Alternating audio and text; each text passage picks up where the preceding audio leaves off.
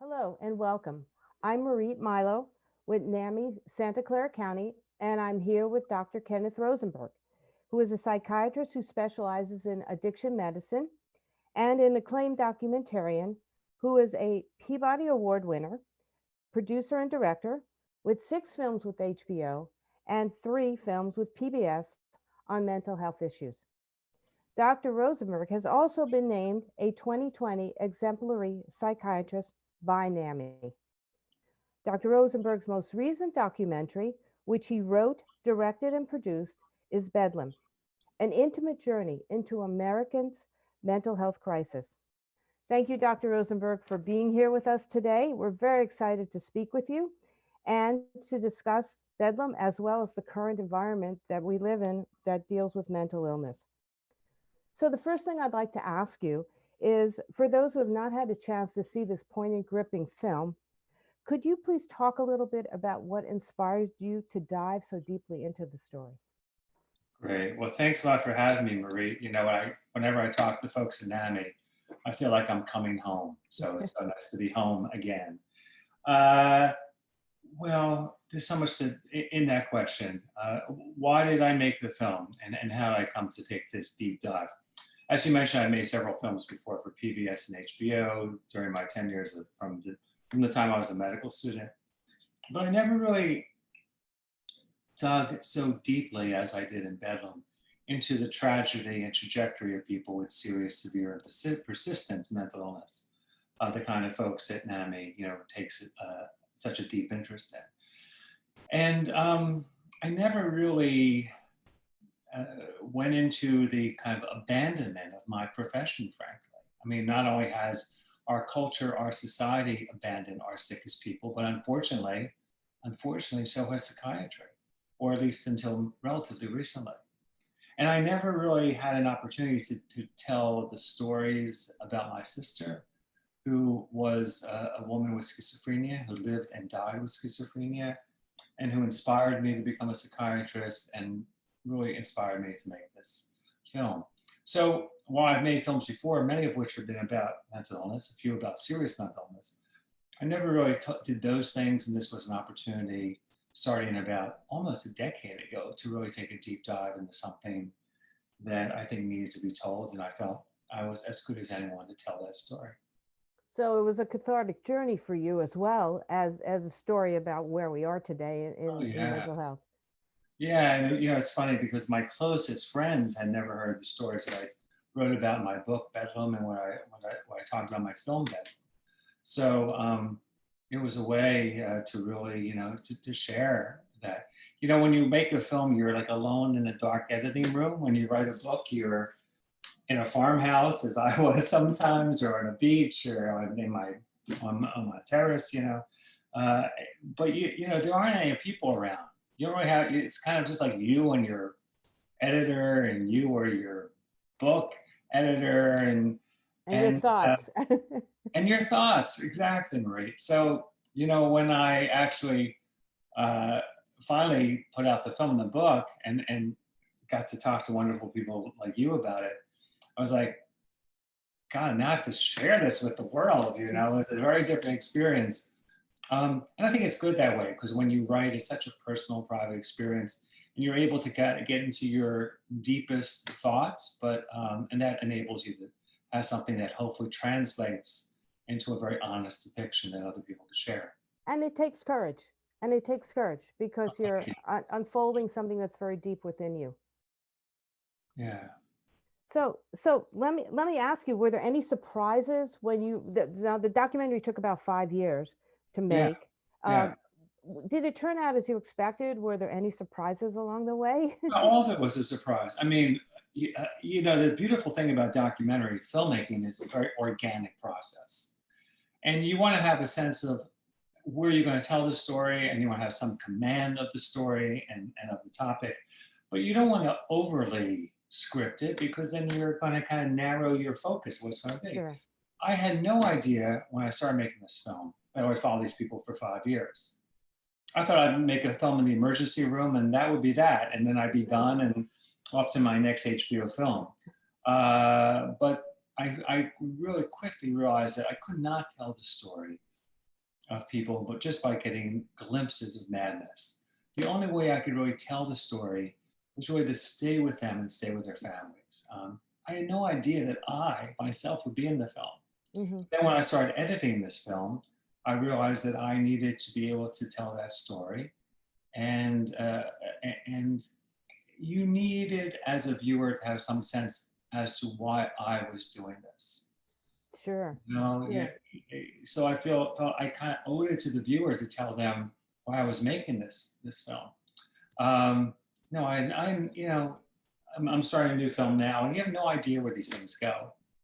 It's just you just kind of mess around, and after a year or two, you're like, oh, so this was about, and so no, I had no idea in the beginning what it wouldn't be.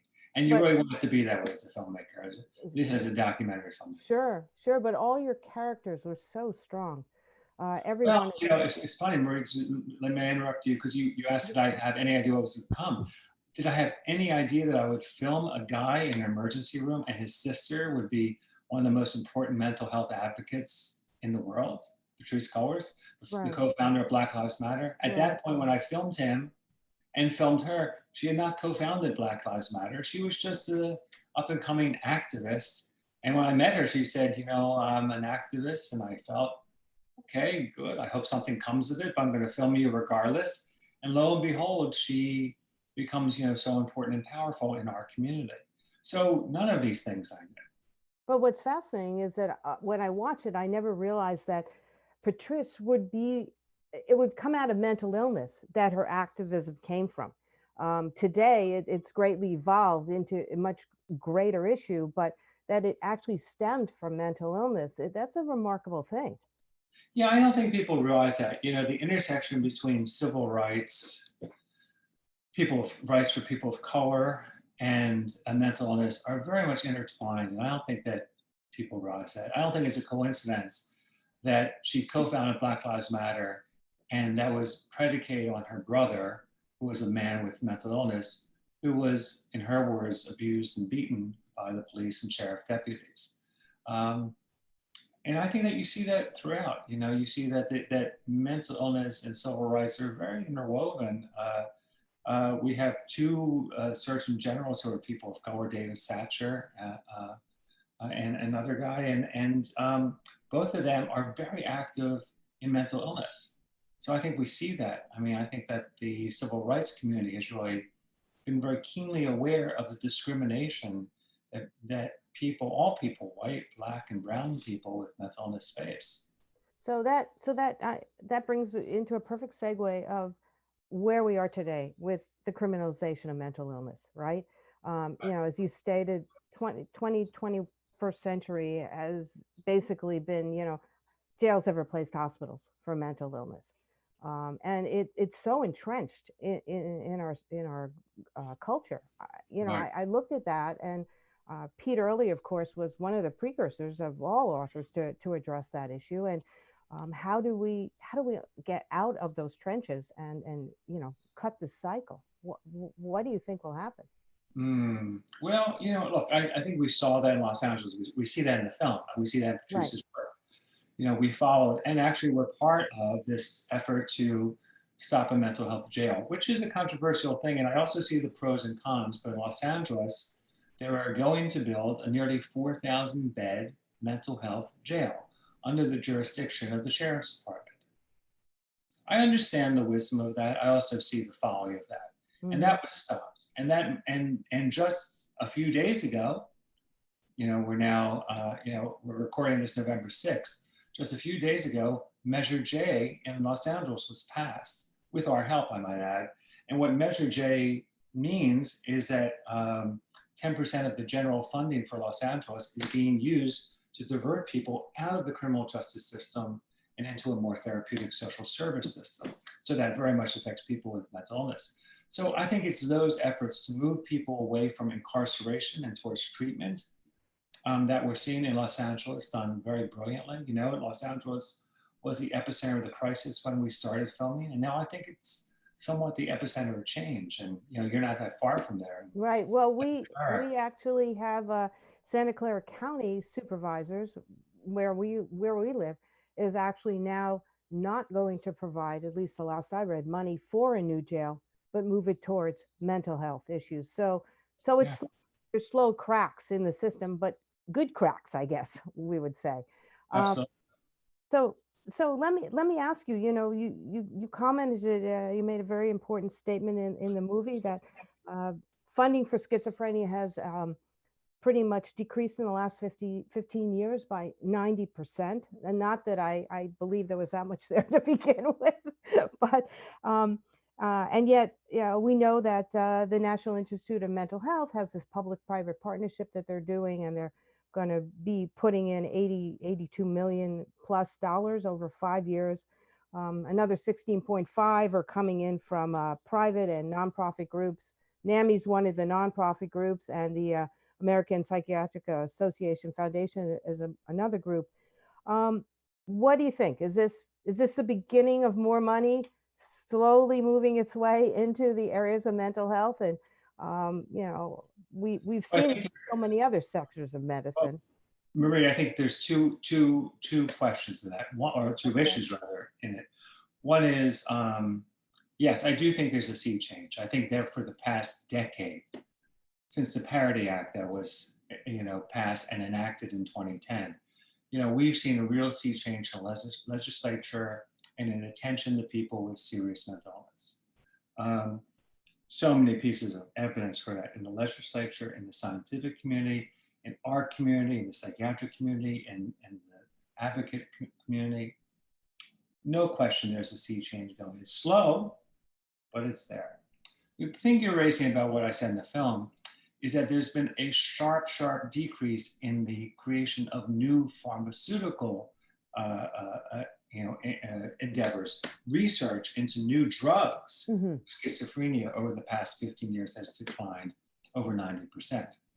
And I think that's a different matter because, as we all know, medications for schizophrenia, bipolar disorder, severe psychiatric disorders, depression save lives. But as we also all know, those medications are deeply flawed. Hmm. The gold standard for treating bipolar disorder, lithium, well, was developed by serendipity by a very nice Australian psychiatrist who had no idea what he was doing. But luckily, in 1949, he discovered lithium. Here we are 70 years later, and lithium is the gold standard for treating that disease, bipolar disorder. That's not good. In cancer, in HIV, we have drugs that are a couple of years old. We don't have drugs that are 70 years old Right. that are a mainstay of treatment. So we need new medications, and we need pharmaceutical companies to invest in that, in schizophrenia and in psychopharm in general, as anyone could tell you. There's been a drastic decrease in the funding of new medications. Well, And and I that guess. that's especially true for people with serious mental illness. And that hasn't changed. I think there's an emphasis in research through the NIMH, through SAMHSA, through very smart people to focus on first episode psychosis. And that's a good thing. But there isn't, one of the reasons why the NIMH is focusing on first episode psychosis is because they don't know what to do to simplify it once the disease is in its more formative, progressive stage.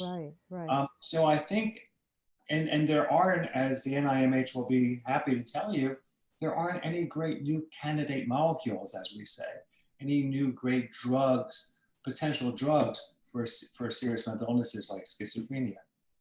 Maybe that's an overstatement. Maybe there's one or two, but there's not a whole lot of research. So so when you're talking about new initiatives, first episode psychosis, dedicating money to dealing with serious mental illness, legislation, there is a sea change. The change we also need, and science isn't really caught up with this, is a change in the pharmaceutical and psychological interventions for serious mental illness. That's something we really do need more funding that's happening presently. And that's to address the immediate problem of millions of people on the streets who really can't get the help that they need because the Right. medications aren't there, or they don't stick to the medications.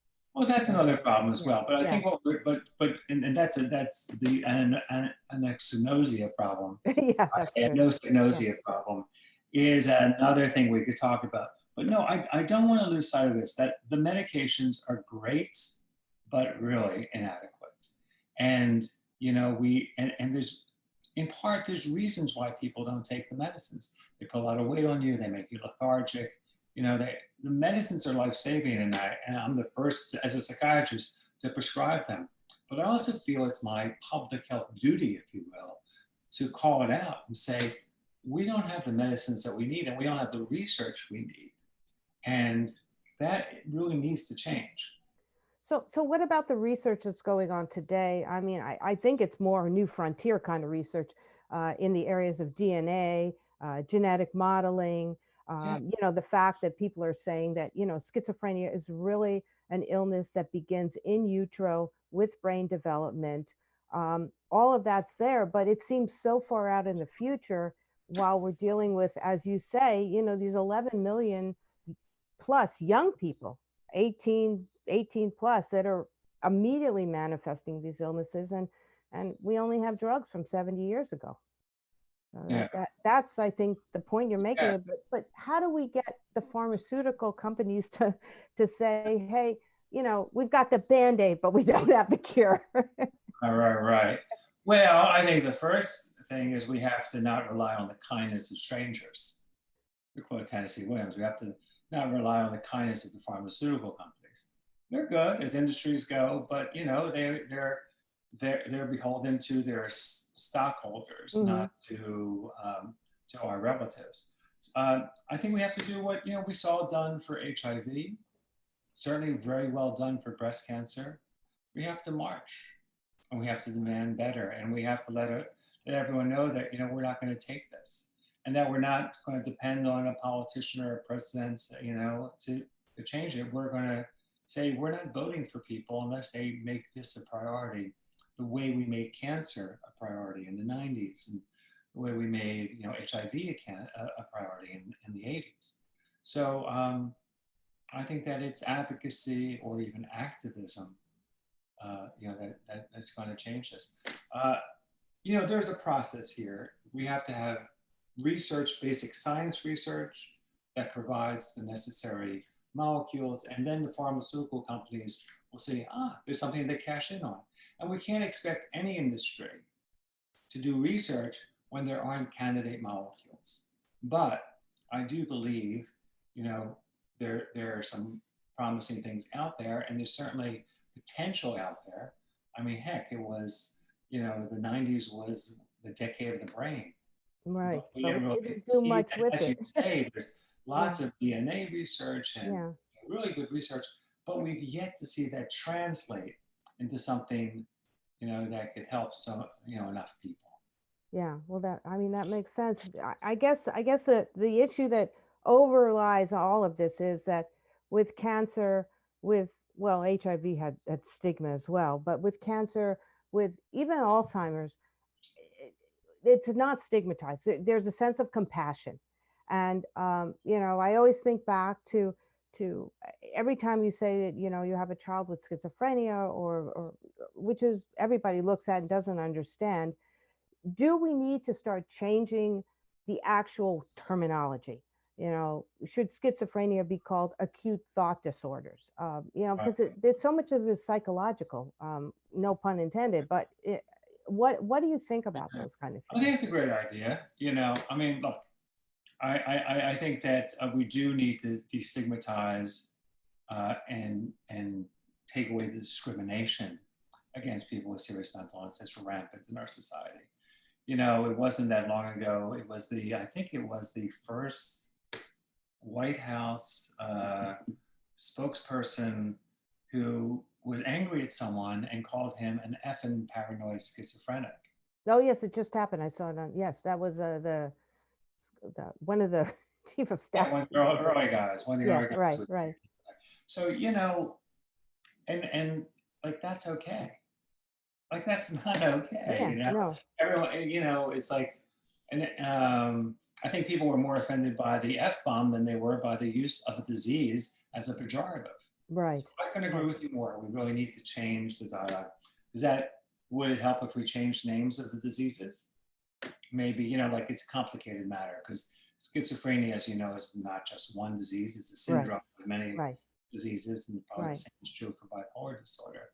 Um, but yeah, that's, I think, also something that NAMI does so incredibly well. And the Right. American Psychiatric Association has done very well too, which is to work against stigma and destigmatize, mental illnesses of all sorts, serious And I think we're seeing some of that now because we're really finally, I mean, I guess I could say out of all the it seems with the pandemic and COVID and all of the complications and things that are going on, the one thing that does seem to be coming out more transparent is the level of mental illness in this country, and that people are willing to talk about it, to not hide in the shadows, and that it's filtering down into the lower levels of education, even down to elementary schools and in high schools and colleges.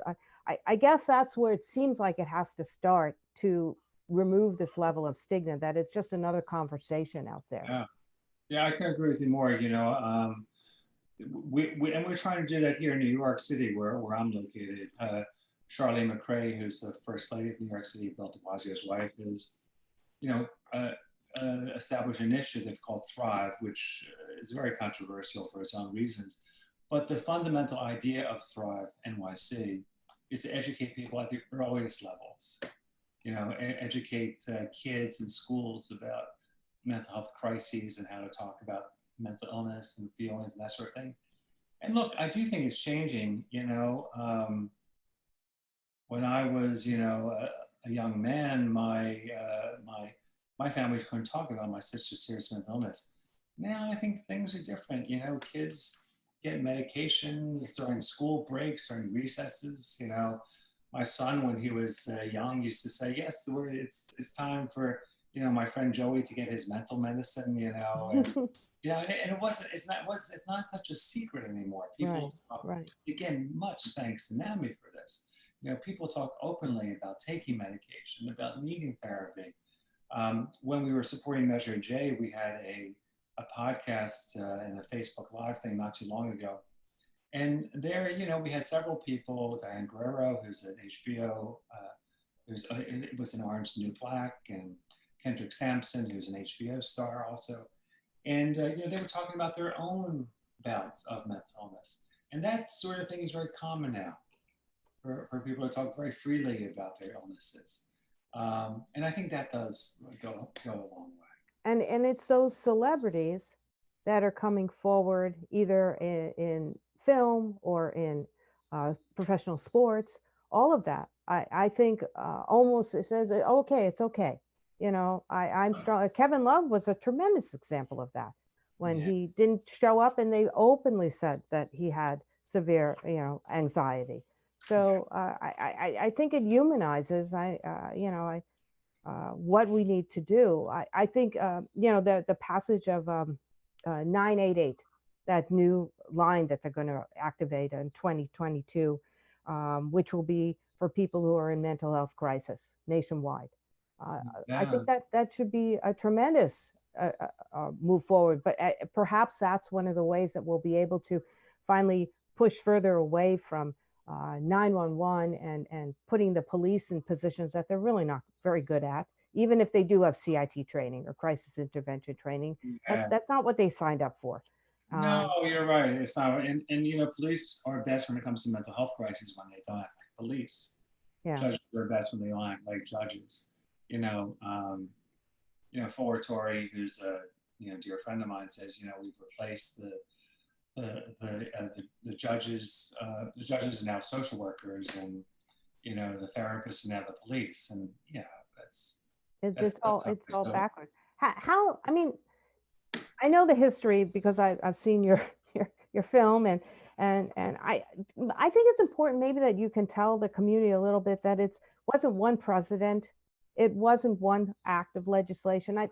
If you don't mind for a minute, Dr. Rosenberg, just going back over that a little, because people sure. really do have benchmarks in their mind, and the parts are greater than the sum of the than the whole. So Yeah. Well, I mean, to sum it up, and then we could break it down. yeah. you know, this is, you know, a 150-year-old disaster, and there's no president, no single governor, no, you know, no one. Fuller Torrey says that very well in our film. This is a collective a neglect and, if not disgrace. You know, everyone knows the story that, you know, we built the asylums. Asylums were built, you know, from in the Renaissance onward, the Enlightenment period onward, to be kind of monuments to enlightenment, monuments to care and compassion. And, you know, it wasn't long until they became, you know, symbols of disgrace. Mhm. That was, you know, we call the film Bedlam based on one of the earliest and still existing, the only very early existing psychiatric illness, psychiatric institution, Bedlam in Bethlehem, England. So, you know, these asylums were built with good intentions by the 1940s, 1950s. Many of them were snake pits, and they were wisely, you know, torn down. President Kennedy came along in the 60s and really put the nail in the coffin for the asylums. He said, and his, as you may know, his sister Rosemary had been in an asylum.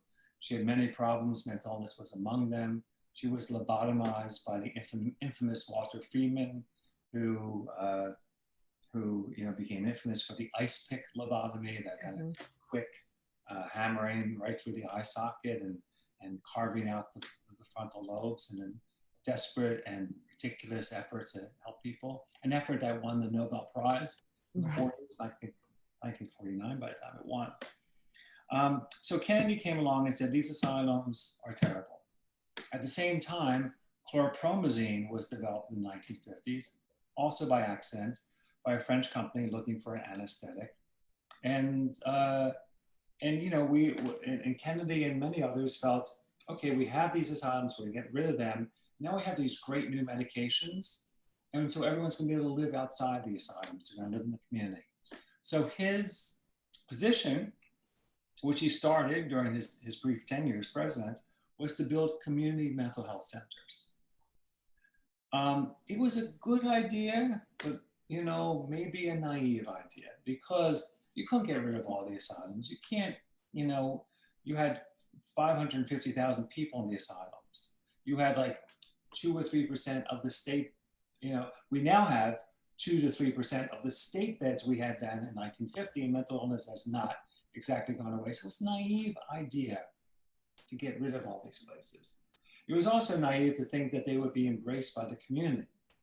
Kennedy said, he intended and expected that people would come from the asylums and then go into the welcoming and open warmth of the community.